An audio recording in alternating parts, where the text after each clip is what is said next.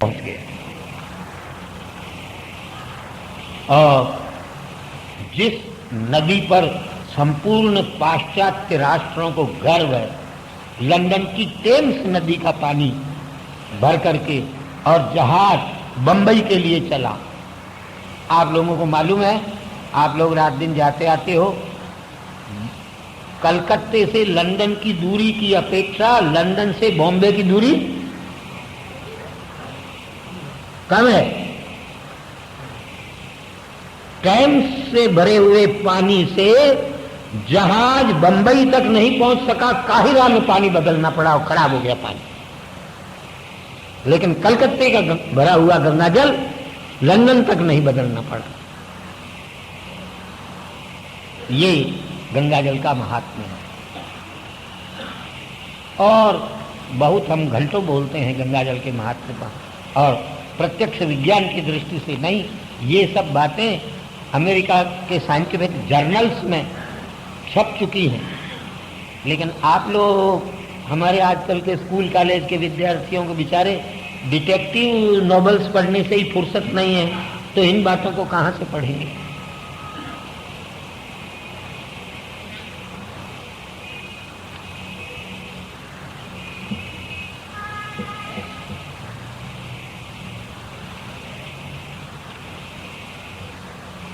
राजसूय वाजपेयी आदि का फल दुर्लभ नहीं है, बिल्कुल सत्य है।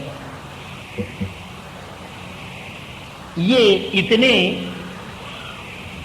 खंड बताए और इतनी नदियां बताई, इतने पर्वत बताए, लेकिन इन सब खंडों में, इन सब नदियों में और इन सब पर्वतों में सुजला सुफला शस्य श्यामला भारत भूमि ही परम पवित्र है और कर्म क्षेत्र। बाकी जितने खंड बताए वो तो स्वर्ग से गिरने वाले लोगों के पुण्य शेष के भोग स्नान, भोग के स्थान, उनको भौम स्वर्ग कहते हैं, पृथ्वी के स्वर्ग कहते हैं उन देशों को।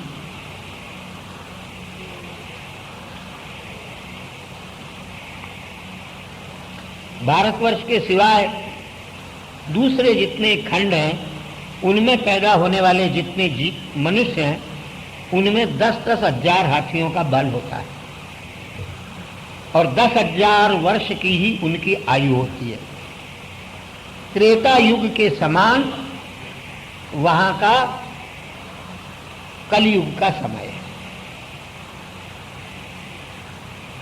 वहां देवता लोग अपने गणों के नायकों के साथ अनेक प्रकार के उत्तमोत्तम उपचारों को ग्रहण करके वहाँ के पुष्प स्तबक और फलादि की समृद्धि से नम्र शाखा वाले वृक्षों के द्वारा शोभमान जो आश्रम है, उन आश्रमों के आयतनों में और वर्ष के गिरियों की द्रोणी में राजहंस, जल कुक्कुट, कारंडव, सारस, चक्रवाक आदि इत्यादि के मधुर शब्दों से गुंजित निर्मल जलाशयों में सुललित जो देव सुंदरियां हैं उनके साथ नाना प्रकार के काम भोगों का सेवन करते हैं और स्वच्छंद विहार करते हैं।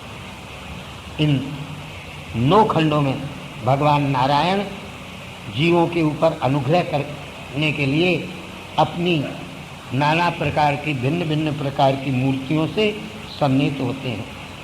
इलावृत खंड में, अब भिन्न भिन्न खंडों में भगवान किन भिन्न भिन्न रूपों से विराजमान रहते हैं और किस रूप में वहाँ के लोग भगवान की आराधना करते हैं, इस बात को बतलाते हैं। इलावृत खंड में एक ही भगवान भूत भावन शंकर भगवती पार्वती के साथ विचरण करते हैं, जिसमें प्रवेश मात्र करने से ब्रह्मा जैसा पुरुष भी स्त्री हुए बिना नहीं रहेगा। इला हो गई।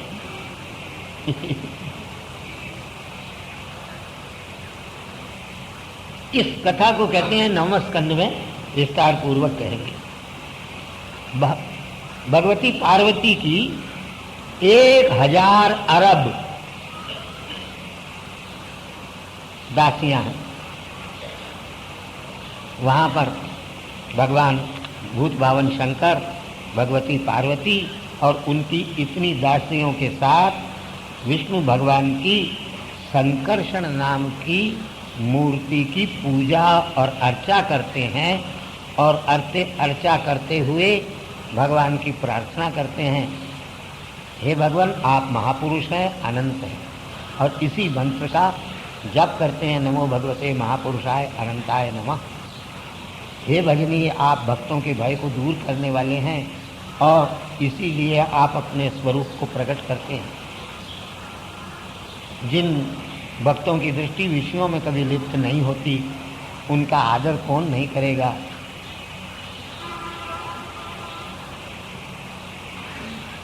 आप जैसा संसार में कोई दूसरा व्यक्ति नहीं है। आप अपनी माया से प्रमत्त व्यक्तियों को भयंकर दिखाई देते हैं। मुनि लोग जिन आपके स्वरूप को अनंत कहते हैं, जिनके हजार फणाओं में एक एक फणा में अनंत भूमंडल स्थित रहते हैं और सरसों के समान वे भूमंडल दिखाई नहीं देते, बड़े बड़े योगियों को भी उस भगवान के अनंत स्वरूप को हम नमस्कार करते हैं, जिससे उत्पन्न होते हैं ब्रह्मा जी महाराज। और जिन ब्रह्मा जी महाराज से शिव जी कहते हैं हम स्वयं उत्पन्न होते हैं और उत्पन्न होकर के पंचमहाभूतों और इंद्रियों को उत्पन्न करते हैं। हम महदादी और पूर्वोक्त जितने देवताओं के वर्ग हैं, जिनकी कृपा से ब्रह्मांड को उत्पन्न करते हैं, जिनकी निर्मित माया को सारे संसार के जीव जान नहीं सकते, ऐसे संसार की उत्पत्ति स्थिति प्रलय स्वरूप भगवान को नमस्कार करते हैं। सुखदेव जी महाराज कहते हैं, ये तो इलावृत खंड के में भगवत स्वरूप का वर्णन किया। भद्राश्व खंड में भद्रश्रवा नाम के धर्म के पुत्र और उनकी सेवा में रहने वाले मुख्य लोग भगवान की हयग्रीव नाम की मूर्ति का सेवन करते हैं, भजन करते हैं, यजन करते हैं। और वे भद्रश्रवा नाम के भगवान के गण भगवान को नमो भगवते धर्माय आत्मविशोधनाय नमः इस मंत्र का जप करते हुए इसी मंत्र से पूजन करते हैं और भगवान की स्तुति करते हुए कहते हैं, ये संसार के बाल वृद्ध मृत जीवित जितने जीव हैं, ये सब कुछ धन के टुकड़ों से जीना चाहते हैं, लेकिन वास्तविक जीवन तो भगवान के चरणारविंदों का पूजन ही है। ये सारा विश्व नश्वर है। आपकी माया से मोहित होकर के लोग आपके इस स्वरूप को जान नहीं सकते। आपने ही तो संसार की उत्पत्ति स्थिति और प्रलय रूप कर्म अकर्ता होते हुए भी स्वीकृत किए हैं। ये कोई आपके लिए आश्चर्य नहीं।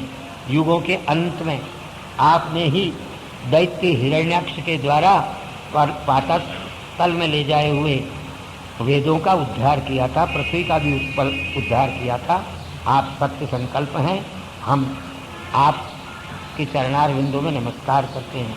इसी प्रकार हरिवर्ष नाम के भूखंड में नृसिंह रूप से भगवान विराजमान रहते हैं।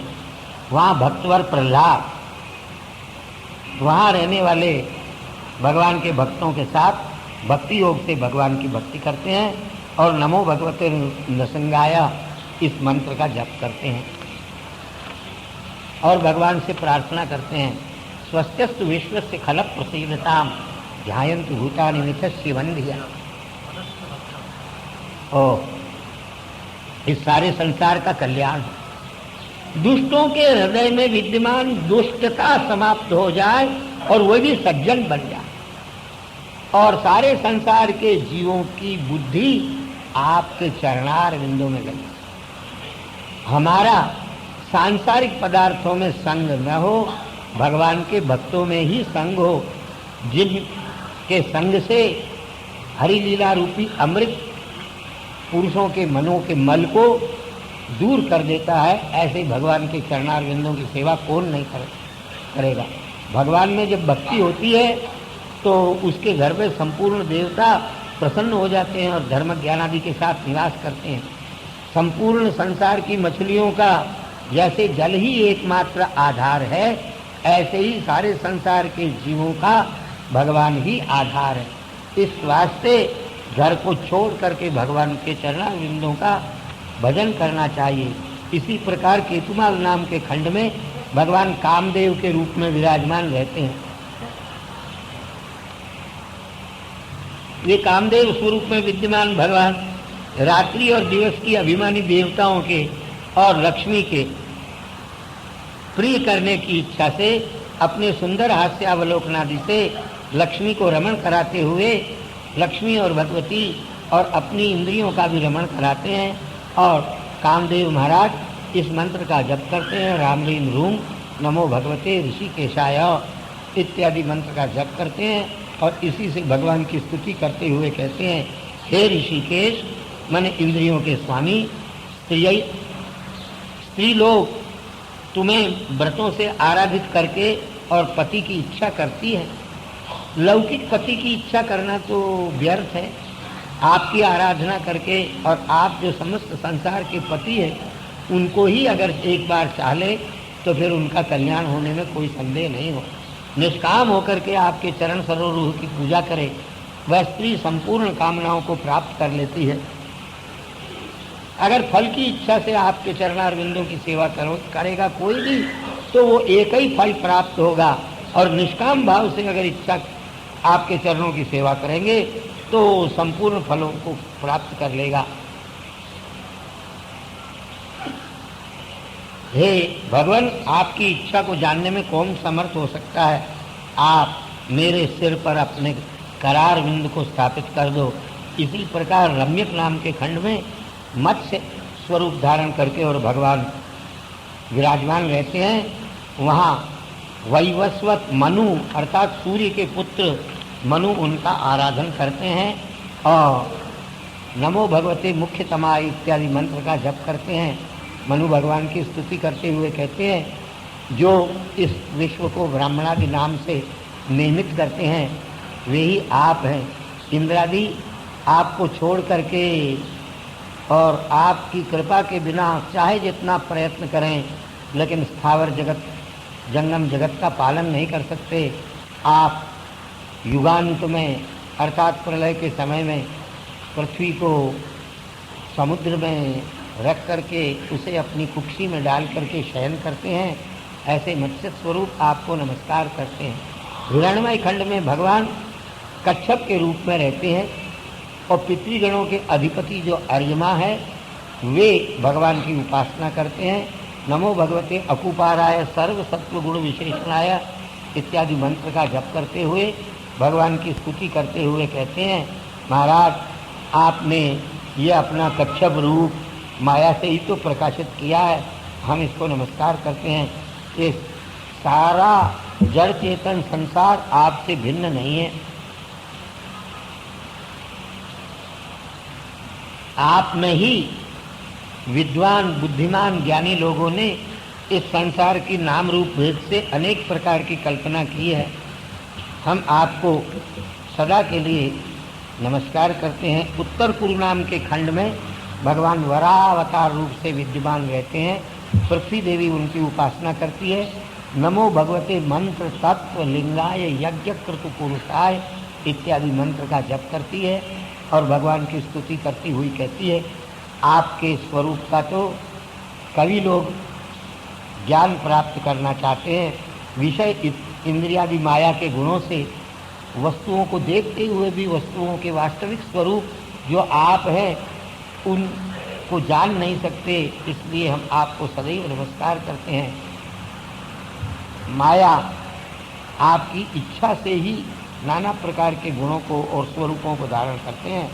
आपने युद्ध में हिरण्याक्ष को नष्ट करके मेरा जल से उद्धार किया, उस आपके वराह स्वरूप को मैं सदैव नमस्कार करती हूँ।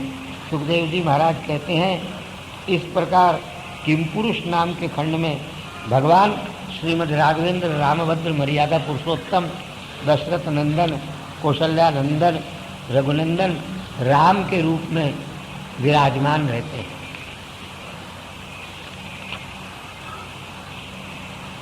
हनुमान जी महाराज वहाँ उनकी उपासना करते हैं और रात दिन अप्सराओं के द्वारा गीयमान भगवान राम की कथा सुनते हैं और स्वयं भगवते उत्तम श्लोका इत्यादि मंत्र का जप करते हैं और भगवान की स्तुति कहते हैं, करते हुए कहते हैं, महाराज आप उपनिषदों में प्रसिद्ध हैं, मैं आपको सदा के लिए नमस्कार करता हूँ।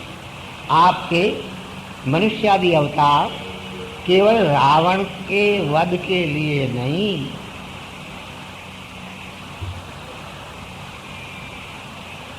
किंतु मनुष्य मात्र को ये शिक्षा देने के लिए हैं कि स्त्री पुत्र राज्य इत्यादि के साथ यदि कोई संग करेगा तो उसको दुख हुए बिना नहीं रहेगा। मर्त्यावतारस्य मर्त्य शिक्षणम रक्षो वधायैव न केवलम विभो, कहते हैं हम सुना चुके हैं आपको ये सब। इसीलिए भगवान राम त्रिलोकी में कहीं भी आसक्त नहीं हुए, अतएव वह ज्ञानियों के भी आत्मा है और सुरित नहीं, सुरित कम है। हनुमान जी महाराज कहते हैं आपका भक्त होने के कारण मैं कभी भी स्त्रियों के मोह में न फंसूं, इसीलिए आपको मैं कभी त्याग नहीं सकता और आपके भाई लक्ष्मण को भी त्याग नहीं सकता। महाराज क्या कहें, आप लक्ष्मण के अग्रज होते हुए भी हम जंगली पशुओं के भी मित्र बन गए और हमको अपना मित्र आपने मिला लिया।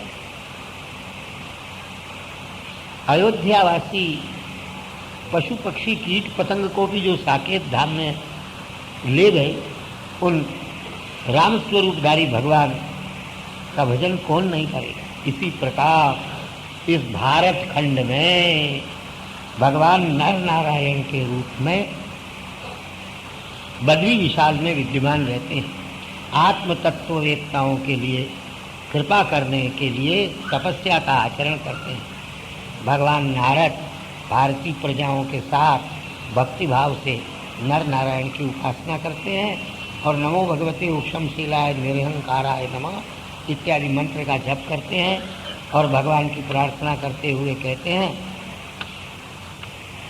आप वास्तव में कर्ता न होते हुए भी इस सारे संसार के कर्ता है और आप किसी शरीर में न रहते हुए भी संपूर्ण संसार के शरीरों में रहते हैं और सब कुछ खाते पीते हैं, फिर भी भूख प्यास आपको व्याकुल नहीं कर सकती क्योंकि आप योगेश्वर हैं।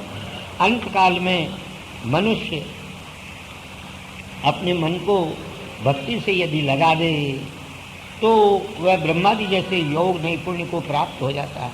जैसे मूर्ख पुरुष स्त्री पुत्रादि प्रपंच का निर्वाह करते हुए उनका ही चिंतन करते हुए देह में मृत्यु के संकेत को निश्चित रूप से आएगा ये जानता हुआ भी नहीं जानता और संसार के पदार्थों को प्राप्त करने के परिश्रम में लगा रहता है, इसीलिए वो जन्म मृत्यु के बंधन को प्राप्त करता है। हे भगवान, हमारा नित्य प्रेम आपके चरणारविंदों में हो, हम यही योग चाहते हैं। हमारी माया ममता शीघ्र ही नष्ट हो जाए। इस भारत खंड में बहुत से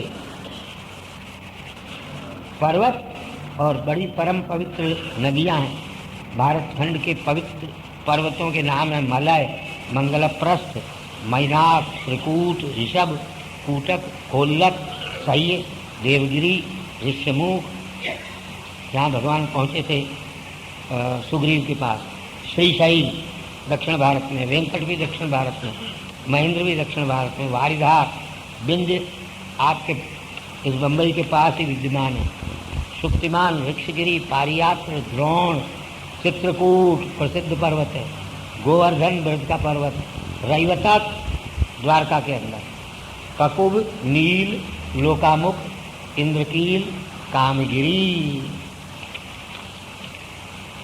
और बहुत से सैकड़ों हजारों पर्वत हैं, उनके तटों से उत्पन्न होने वाली नदियां और नद भारतवर्ष में अखंड है, जिनके जल से भारतवर्ष में रहने वाली प्रजा पवित्र होती है। यहाँ की महानदियों के नाम चंद्रवशा, ताम्रपर्णी, अवटोदा, कृतमाला, वैहायसी, कावेरी, वेणी, पयोष्णी, पयस्विनी, शर्करावर्ता, तुंगभद्रा, कृष्णा, वेणी, भीमरती, गोदावरी, निर्विंध्या, पयोष्णी, तापी। सूरत के पास रेवा मैंने नर्मदा, लेकिन यहाँ दो लिखी है, रेवा और रेवा तो नर्मदा अमरकोशकारी भ्रांत में है। रेवा तो नर्मदा सोमोद्भवा मेकल कन्यका, और ये रेवा से भिन्न नर्मदा लिख रहे हैं। ये रेवा से भिन्न नर्मदा लिख रहे हैं। चर्मणवती मैंने चंबल, सिंधु प्रसिद्ध है। अंध और शोण नाम का पर्वत बिहार के अंदर, महानदी हमारे उड़ीसा में, वेदस्मृति ऋषिकुल्या भी उड़ीसा में, त्रिशामा, कौशिकी, विश्वामित्री यहाँ बड़ौदा के पास प्रसिद्ध विश्वामित्री के नाम से है। मंदाकिनी चित्रकूट में, यमुना, सरस्वती कहीं दृश्य है कहीं अदृश्य है। यहाँ प्रभास में और प्राची नाम के तीर्थ में और सिद्धपुर में दिखाई देती है। देशतवती ये कुरुक्षेत्र की नदी है। गोमती लखनऊ में, सरयू अयोध्या में, रोधस्वती, सप्तवती, सुषमा, शतद्रु में सतलज, आजकल सतलज कहते हैं, चंद्रभागा, ब्यास, मरुकवर्गा, बितस्ता, झेलम, बितस्ता का नाम है आजकल झेलम, असिकनी, विश्वा, ये नदियाँ हैं। इसमें कुछ प्रसिद्ध है, कुछ अप्रसिद्ध हो गई। इस भारतवर्ष में मनुष्य अपने उत्तम कर्म करके स्वर्ग आदि लोगों को प्राप्त करता है। दोनों प्रकार के कर्म करे तो मनुष्य लोक को प्राप्त करता है, पाप कर्म करे तो नरक में जाता है, और भगवत समर्पण बुद्धिया पुण्य कर्म करके ज्ञान प्राप्त कर ले तो मोक्ष भी हो जाता है। स्वर्ग में रहने वाले देवता लोग भी भारतवर्ष में जन्म लेने की इच्छा करते हैं और कहते हैं हमने स्वर्ग में आने के लायक पुण्य कर्म करके क्या लाभ। वास्तव में तो भारतवर्ष के में जिन लोगों ने जन्म लिया उनका जन्म धन्य है। उन्होंने कोई परम पवित्र कर्म किए होंगे, अथवा प्रसन्न येषां सुविदितः स्वयं हरि, भगवान ही इनके ऊपर प्रसन्न होकर के। तथापि आजकल लोग अब विलायत में जन्म लेना पसंद करने लग गए। साधु संत भी हमारे दुष्कर यज्ञ तप इत्यादि के लिए स्वर्ग भी प्राप्त कर ले तो स्वर्ग तुच्छ है, जहाँ भगवान के चरणारविंदों की स्मृति नहीं। एक कल्प तक आयु प्राप्त करके भी फिर भारतवर्ष में अगर जन्म हो और वहाँ आयु हमारी समाप्त हो और काशी प्रयाग इत्यादि तीर्थ स्थल में शरीर छूटे, भगवान के चरणारविंद हमको प्राप्त हो।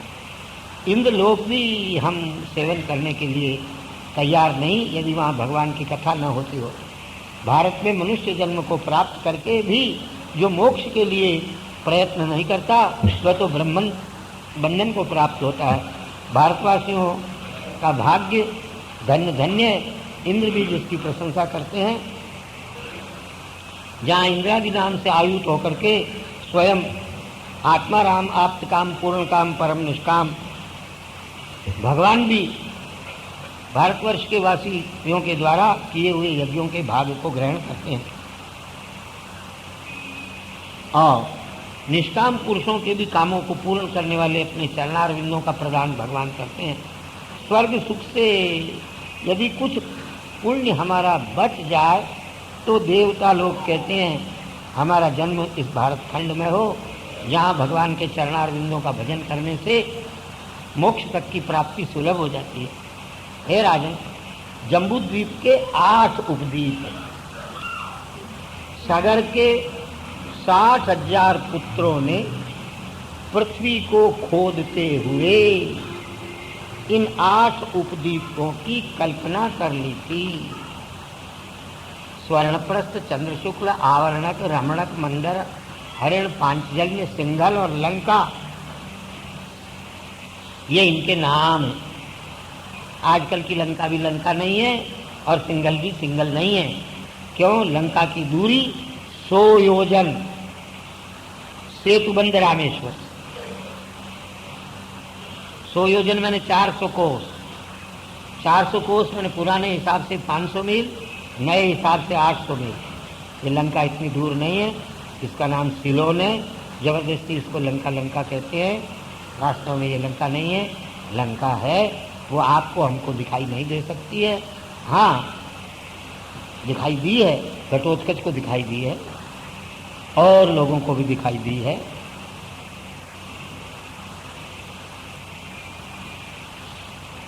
इस प्रकार तुमको हमने जम्बू द्वीप के वर्ष का विभाग वर्णन किया। अब सुखदेव जी महाराज कहते हैं, अब प्लक्षादि द्वीपों का प्रमाण लक्षण सुनो। ये जम्बू द्वीप लक्ष्य योजन परिमाण क्षार समुद्र से वेष्टित है। इसके पूर्व की तरफ आगे आगे इससे दुगने 2,00,000 योजन लक्ष्य नाम का द्वीप है। वो उतने ही बड़े ईख के रस के समुद्र से घिरा हुआ है। वहाँ पर द्वीप उस द्वीप का नाम करने वाला जामुन का वृक्ष है। जामुन के वृक्ष के समान प्लक्ष का वृक्ष है। वहाँ हिरण्मय नाम का अग्नि है। उस द्वीप के अधिपति प्रियव्रत के पुत्र इब्नजीव है। उसने भी अपने द्वीप के 7 खंडों में विभाग करके अपने 7 पुत्रों को दे दिया और योग के द्वारा उपराम को प्राप्त हो गया। उसके उन 7 खंडों का नाम है शिव, यवयस, सुभद्र, शांत, क्षेम, अमृत, अभय। इन खंडों में भी इतने ही पर्वत और इतनी ही नदियां भी है। उनका नाम पर्वतों का मणिकूट, वज्रकूट, इंद्रसेन, ज्योतिष्मान, सुपर्ण, हिरण्यस्यु और मेघमाल है। नदियां हैं अरुणा, निर्मला, आंगिरसी, सावित्री, सुप्रभाता, ऋतंबरा और सत्यंबरा, जिनके जल का स्पर्श करने से तमोगुण और रजोगुण जिनके नाश हो जाते हैं। ऐसे हंस आदि 4 वर्ण 1000 आयु तक जिंदे रहते हैं और ऋग्यजु साम रूपी त्रय विद्या से सूर्य स्वरूप भगवान का भजन करते हैं। वे प्रत्न विष्णु के स्वरूप को सत्य से इत्यादि मंत्र का जप करते हैं। प्लक्षादि 5 द्वीपों में रहने वाले संपूर्ण पुरुषों को जन्म से ही सिद्धि प्राप्त होती है। इससे परे शाल्गल नाम का द्वीप है। वो 4,00,000 योजन विशाल है और उतने ही बड़े सुरा के समुद्र से वेष्टित है। वहाँ शाल्मली सेमर का वृक्ष है, उसी के नाम से द्वीप का नाम है। उस द्वीप में गरुड़ भगवान विराजमान रहते हैं। उस द्वीप के पति प्रियव्रत के पुत्र यज्ञबाहु है। उन्होंने भी अपने द्वीप के 7 विभाग करके अपने 7 पुत्रों को दिया। उन खंडों का नाम सुरोचन, सौमनस्य, रमणक, देवर्ष, पारिभद्र, आप्यायन, अविद्या। 7 पर्वत वहाँ है, स्वरस, सत्संग, वामदेव, कुंद, मुकुंद, पुष्पवर्ष, सहस्रस्वती, अनुवती, सिनीवाली, सरस्वती, कुहू, रजनी, नंदा, राका नाम की वहाँ 7 नदी है। वहाँ पर रहने वाले पुरुष एक बार सुनने से ही उनको वह बात जन्म भर तक याद रहती है। एक बार जितनी उनमें ताकत आ गई, आजकल के पहलवानों की बुढ़ापे में जैसे ताकत खत्म हो जाती है, वो शरीर छोड़ने तक उनकी ताकत वैसी की वैसी बनी रहती है। एक बार जितना उनको धन मिल जाता है वो धन कभी खत्म होने वाला नहीं। और एक बार जो उनके पास शस्त्रादि आ जाएंगे वो सदा विद्यमान रहेंगे, कभी नष्ट नहीं। वो भगवान सोम का वेद के द्वारा यजन करते हैं और अपनी रश्मियों के द्वारा शुक्ल कृष्ण पितरों को अन्न विभाग करने वाले, हे सोम आप हमारे राजा हैं, इस प्रकार जप करते हैं और इसी मंत्र से चंद्रमा की पूजा करते हैं। सुरा के समुद्र से बाहर कुशद्वीप है, वो 8 लाख योजन विस्तृत है। उतने ही बड़े घी के समुद्र से चारों तरफ से वेष्टित है। वहाँ उस द्वीप का पति कुशस्तंभ नाम का प्रियव्रत का पुत्र है। उसने भी अपने उस द्वीप के 7 विभाग करके 7 पुत्रों को दे दिया। उन खंडों के नाम है वसु, वसुदान, धृरुचि, नाभिगुप्त, स्तुत्यव्रत, विविक्त, वामदेव। सीमा के पर्वत हैं चक्र, चतुश्रृंग, कपिल, चित्रकूट, सेवानी, पूर्वरोमा, द्रविण। 7 नद्या रसकुल्या, मधुकुल्या, मित्रवृंदा, श्रुतवृंदा, वेदगर्भा, घृतच्युता और मंत्रमाला। कुशल वहाँ के रहने वाले व्यक्ति बड़े चतुर, विद्वान और लगन से काम करने वाले, और कुलक नाम, ये 4 प्रकार के ही वर्ण वहाँ होते हैं। अग्निरूप देवता का पूजन करते हैं। परब्रह्म का पूजन साक्षात इन मंत्रों से करते हैं। घृत के समुद्र से बाहर 16 लाख योजन का क्रौंच द्वीप, उतने ही बड़े दही के दूध के समुद्र से वह घिरा हुआ है। उस द्वीप का नाम क्रौंच पर्वत से पड़ा है। क्रौंच पर्वत भगवान स्वामी कार्तिक की शक्ति से पीड़ित होते हुए भी क्षीर समुद्र के जल से सिच्यमान होने के कारण वरुण से रक्षित होकर के और निर्भय रहता है। उस द्वीप में प्रियव्रत का पुत्र घृतपुष्ट पृष्ठ अपने द्वीप का 7 विभाग करके अपने 7 पुत्रों को राज्याभिषेक कर देता है।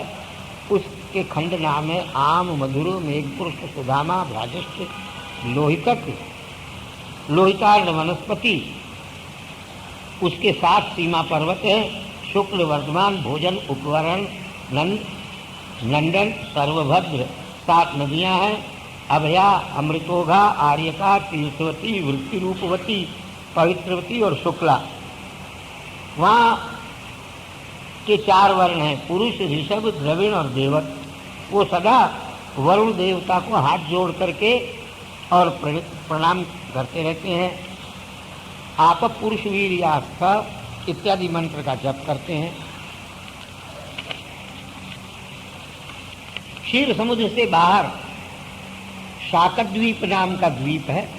वो 32 लाख योजन विशाल है और उतने ही बड़े दही के समुद्र से घिरा हुआ है। उस द्वीप का नाम करने वाला शाक नाम का वृक्ष है। वहाँ प्रियव्रत का पुत्र मेधातिथि नाम का शासन करता था। उसने अपने द्वीप के 7 विभाग करके अपने 7 पुत्रों को दिया। उन पुत्रों के नाम पुरोजव, मनोजव, पवमान, धूम्रानीत, चित्ररेप, बहुरूप, विश्वधार है। और सीमा पर्वतों का नाम है ईशान, पुरुषृंग, बलभद्र, शतकेसर, सहस्रस्रोत, देवपाल, बहानस। और 7 नदियां हैं वहाँ की अनघा, आयुर्दा, उभय सृष्टि, अपराजिता, पंचनदी, सहस्रश्रुति, निजधृति। और उस वर्ष में ऋतव्रत, सत्यव्रत, दानव्रत और अनुव्रत, ये 4 वर्ण के पुरुष निवास करते हैं। वायु स्वरूप भगवान का समाधि से यजन करते हैं। अंतःप्रविश्य इत्यादि मंत्र का जप करते हैं। दधि समुद्र से बाहर पुष्कर द्वीप है।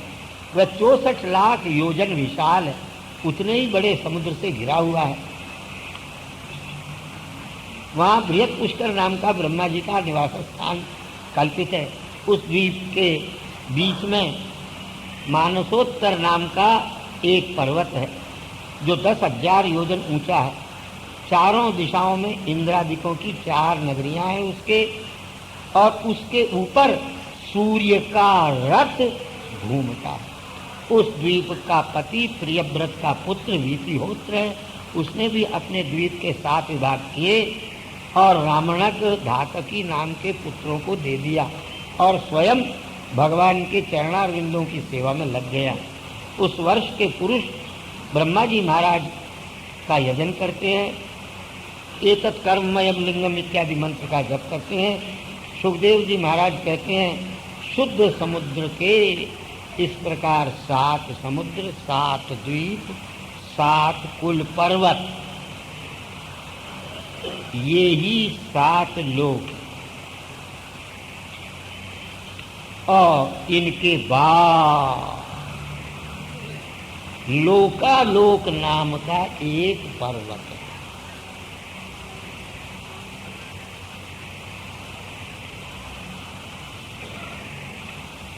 ये कहते हैं मान सरोवर के उत्तर में और मेरू पर्वत के बीच में, मान सरोवर से लेकर के सुमेरु पर्वत तक के बीच की भूमि 7.5 लाख करोड़ योजन है। उतनी ही भूमि शुद्ध जल के समुद्र से परे है, वहां भी प्राणी रहते हैं। वो भूमि कांच के समान स्वच्छ और सोने की है।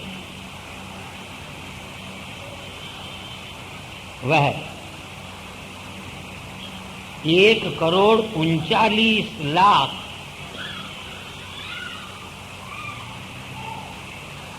योजन परिमित है। वहां कोई जीव नहीं रहता।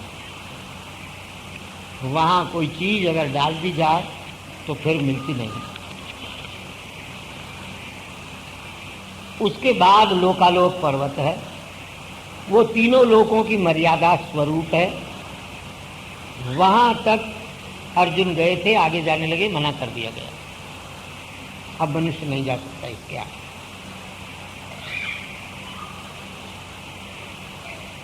वो लोकालोक पर्वत तीनों लोकों की मर्यादा के रूप में भगवान ने स्थापित किया है।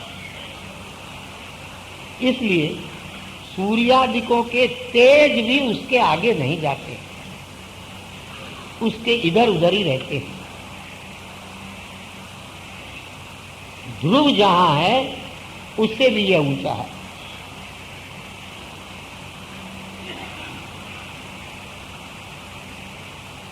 यस्मात् सूर्यादीनां ध्रुवापवर्गाणां ज्योतिर्गणां गवस्तयो अर्वाचीनां त्रीन् लोकान् वितन्वाना न कदाचित् पराचीना भवितुमुत्सहन्ते तावदुन्नहना यामः। एकावान लोक विन्यासा। ये कहते हैं बस संसार सारा इतना ही है।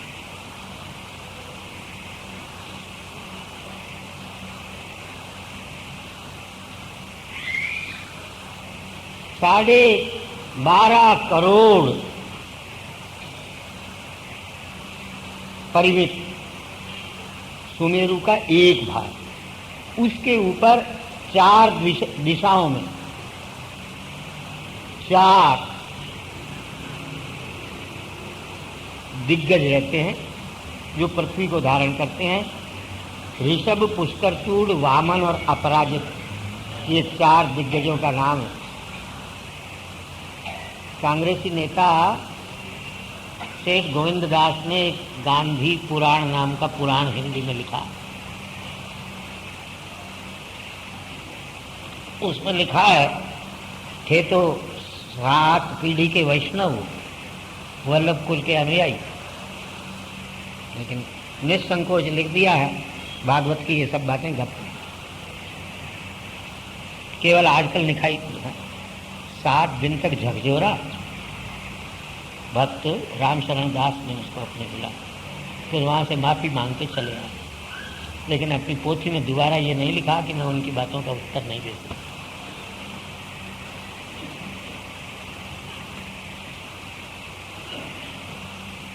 ये सब लोक की मर्यादा के रक्षण करने वाले हैं। उस लोकालोक पर्वत में दिग्गजों का और इंद्रादि देवताओं का विविध पराक्रम के द्वारा लोगों का रक्षण करने के लिए एक कल्प पर्यंत भगवान ब्रह्मा के रूप में वहाँ निवास करते हैं। ये तो लोक का परिमाण है, और इतना ही अलोक का परिमाण भी समझ लीजिएगा।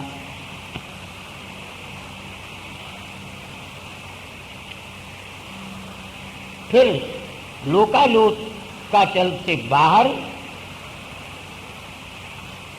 जो योगेश्वर हैं उनकी ही गति हो सकती है और किसी की गति नहीं हो सकती।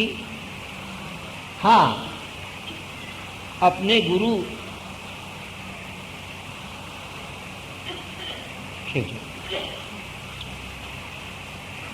पांडवों के राज्यकाल में एक ब्राह्मण का पुत्र मर गया।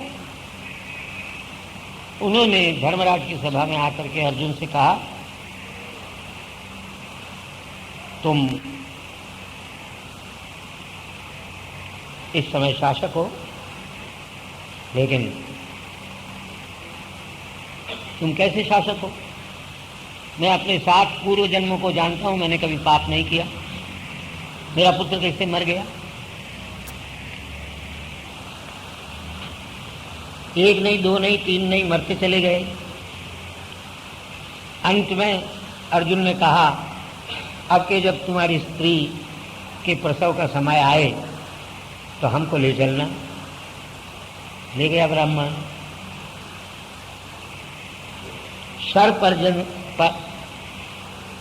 पंजर से, बाणों के पिंजरों से अर्जुन ने जो ब्राह्मणी प्रसव करने वाली थी उसके प्रसूति गृह को आच्छादित कर दिया और नाना प्रकार के रक्षोघ्न मंत्र पढ़ाने के लिए ब्राह्मणों को बिठा दिया। लेकिन पैदा हुआ पुत्र और तुरंत मर गया। तो ब्राह्मण ने कहा, तुम्हारी जैसे नपुंसक से मैंने अपने पुत्र की रक्षा की आशा की। आजकल आप लोग यही समझ लीजिए, जिनसे आप रक्षा की आशा कर रहे हैं, कहाँ अर्जुन और कहाँ ये बेचारे, किस खेत की मूली जिनसे आप लोग रक्षा की आशा करके बैठे हुए हो। बड़ा दुख हुआ अर्जुन को। भगवान के सामने जाकर के रोया, झींका। उन्होंने कहा, चलो महाराज, ब्राह्मण का पुत्र कहाँ गया? मैंने प्रतिज्ञा की है उसको ला करके देने की। ले गए भगवान। ये सारे संसार को पार किया, लोक को, अलोक को, लोकालोक पर्वत को, और लोकालोक पर्वत से भी पार भगवान हाथ पकड़ करके अर्जुन को ले गए।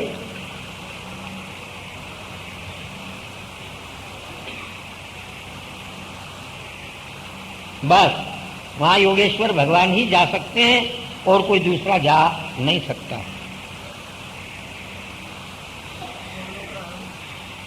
लोकालोक जिसका नाम भी नहीं कहते। हाँ, वो तो समाप्त हो गई महाराज। प्रेममयी भूमिका इत्यादि सब समाप्त हो, तो लोक उससे भी परे। लोक के बाद अलोक, लोकालोक, उसके बाद केवल भगवत। हाँ, इसके सिवाय और क्या कहेंगे। ब्रह्मांड के मध्य में विचरण करने वाले भगवान सूर्य, द्युलोक और पृथ्वी के बीच में जो मध्य स्थान है, उस मध्य स्थान के चारों तरफ अगर सूत्र डाला जाए तो 25 करोड़ का उसका व्यास बनता है। ये सूर्य भगवान ब्रह्मांड के, जो अचेतन ब्रह्मांड के अंदर विराट रूप से प्रवेश करके और भ्रमण करते हैं, इसीलिए इनका नाम दूसरा मार्तंड पड़ता है। सूर्य ही दिशाओं का, आकाश का, पृथ्वी का और भोग, मोक्ष और पाताल आदि का विभाग करने वाले हैं। ठीक है, अज्ञान को अंधकार की उपमा देते हैं, प्रकाश को ज्ञान की उपमा देते हैं, इसलिए सूर्य ही भोग और मोक्ष का भी प्रकाश करने वाले हो गए। नरक पाताल का विभाग सूर्य, पृथ्वी का विभाग दिशा का उदय